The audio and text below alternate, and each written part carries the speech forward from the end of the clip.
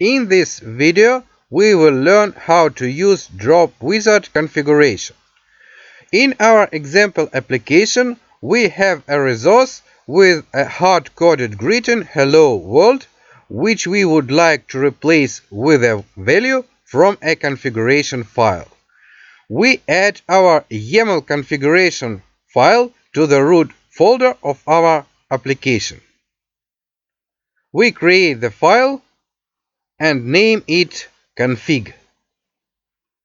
Our IDE adds the extensions for us, and now we can place whatever configuration parameters here, whatever we like.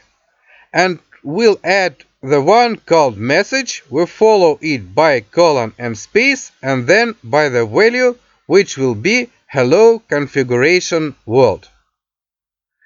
Now we have to add the field with exactly the same name message to the configuration file. We type private string message.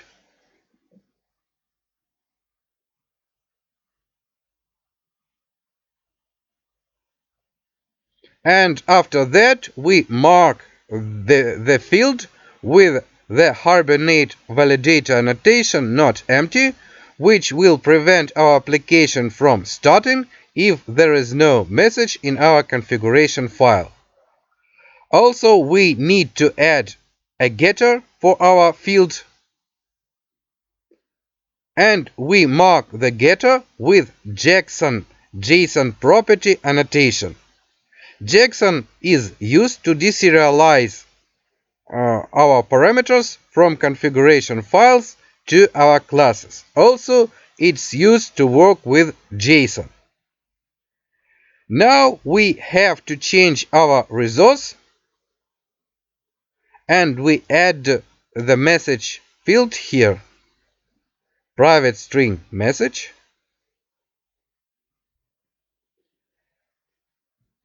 And then we add a constructor to initialize our field.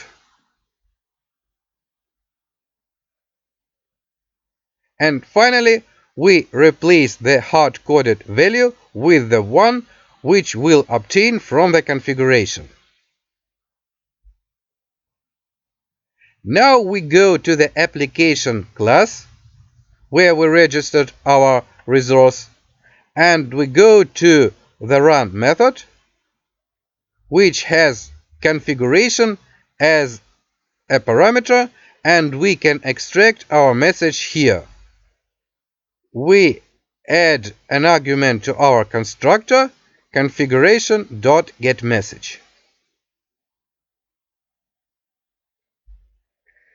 Now we should instruct our IDE to pass the name of the configuration file as a command line argument. We can see properties here, so we go to the file menu and select project properties here, where we select run, and here we see the name of the configuration file along with the server argument. And now we can build our application, and after waiting a bit we could start it.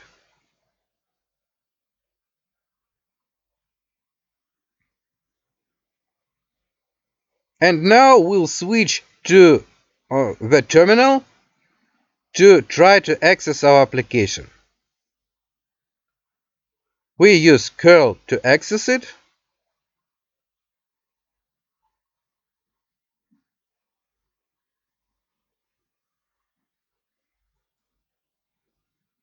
And after running our command, we see the message, which means that our configuration settings have worked.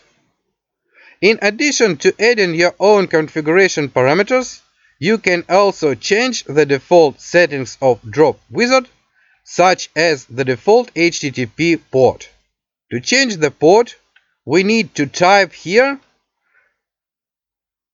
server colon new line application connectors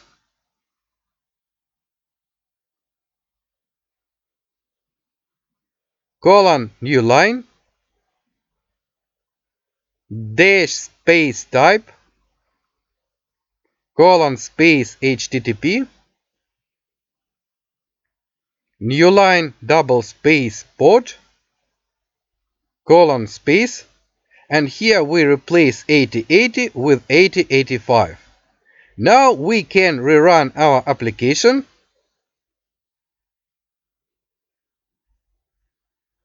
and when it starts, we can return to the terminal window to check it again.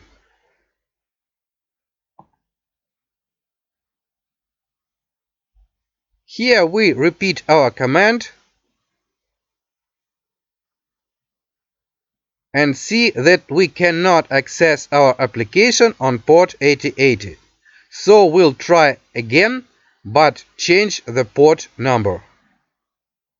And we set port to 8085 and see that our message was successfully returned. Thank you for watching.